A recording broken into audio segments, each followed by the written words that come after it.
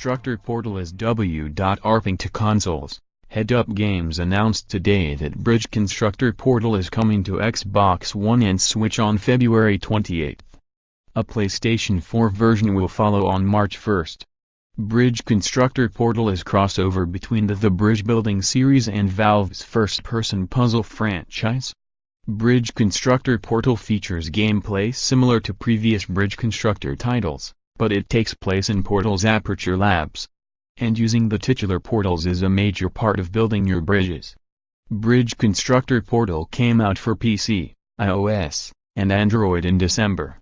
The PC version already has over 100,000 owners on Steam, according to SteamSpy. Expanding to consoles can introduce the game to a larger audience.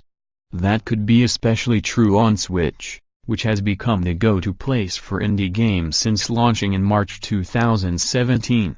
Indie hits like the recent Celeste have been selling best on the Switch.